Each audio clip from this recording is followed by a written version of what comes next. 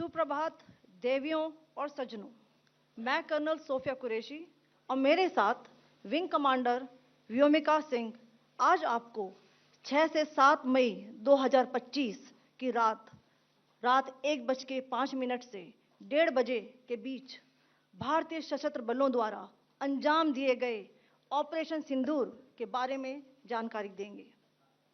Operation सिंदूर 22 अप्रैल को पहलगाम में हुए विभत्स आतंकवादी हमले के शिकार मासूम नागरिकों व उनके परिवारों को न्याय देने के लिए लॉन्च किया गया था। इस कार्रवाई में 9 टेररिस्ट कैंप्स को टारगेट किया गया और पूरी तरह से इसे बर्बाद किया गया। पाकिस्तान में पिछले 3 दशकों से टेरर इंफ्रास्ट्रक्चर का निर्माण हो रहा है।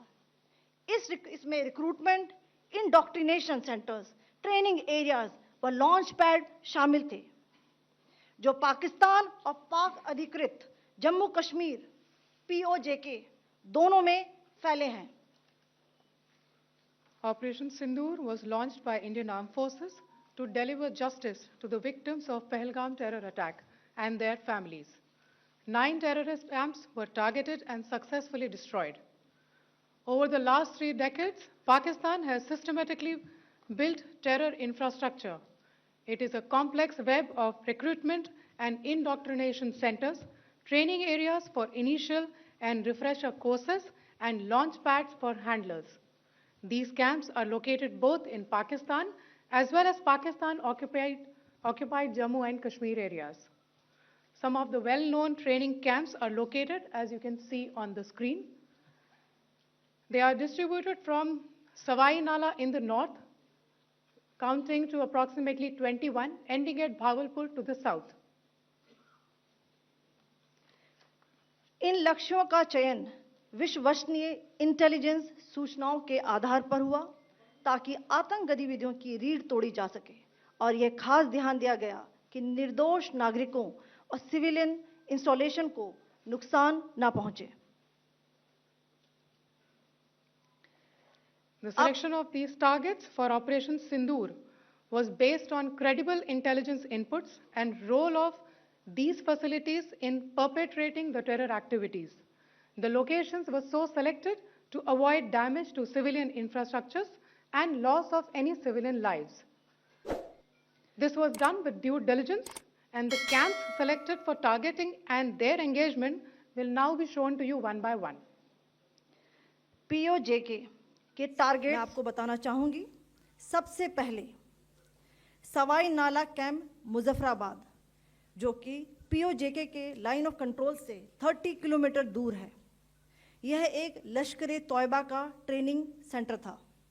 20 अक्टूबर 2024 सोनमर्ग, 24 अक्टूबर 24 गुलमर्ग, 22 अप्रैल 2025 पहलगाम, इन हमलों के आतंकियों ने यहीं से प्रशिक्षण लिया था। सैयदना बिलाल कैंप मुजफ्फराबाद, यह एक जैश ए मोहम्मद का स्टेजिंग एरिया है। यह हथियार, विस्फोटक और जंगल सर्वाइवल ट्रेनिंग का केंद्र भी था। गुलपुर कैंप कोटली,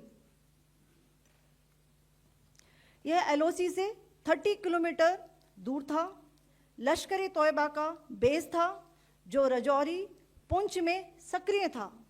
20 अप्रैल 2023 को पुंछ में और 9 जून 2024 को तीर्थ यात्रियों के बस हमले में यहीं से आतंकी को ट्रेन किया गया था।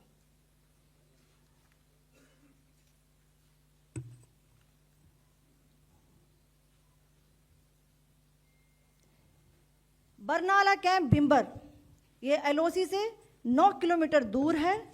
यहाँ पर हथियार, हैंडलिंग, IED व जंगल सर्वाइवल का प्रशिक्षण केंद्र था। अब्बास कैंप कोटली,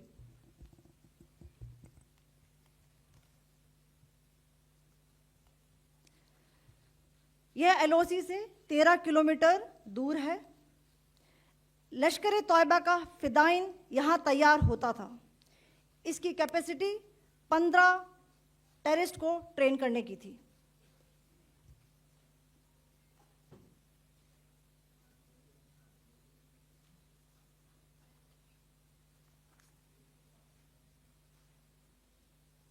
अब मैं पाकिस्तान के अंदर के टारगेट से अवगत कराना चाहूंगी।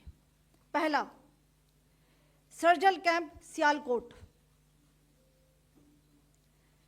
यह अंतर्राष्ट्रीय सीमा से 6 किलोमीटर की दूरी पर है, सांबा कठुआ के सामने।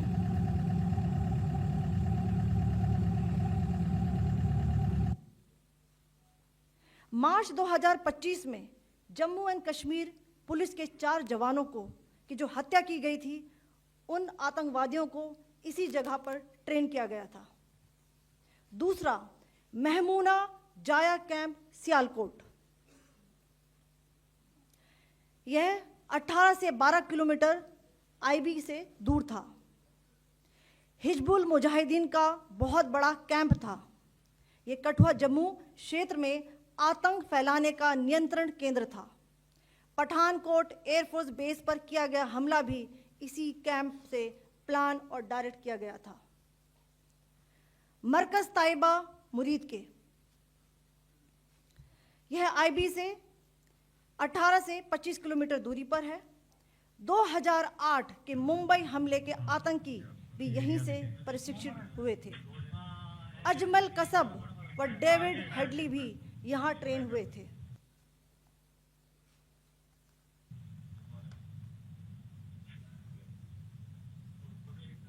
आगे दूसरा आया।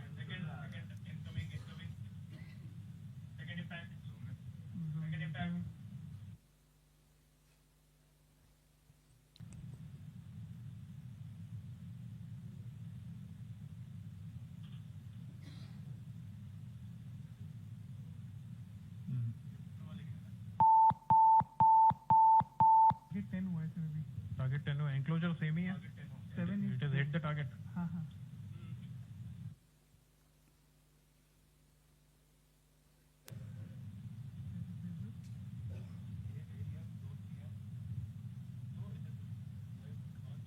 आ गया सर।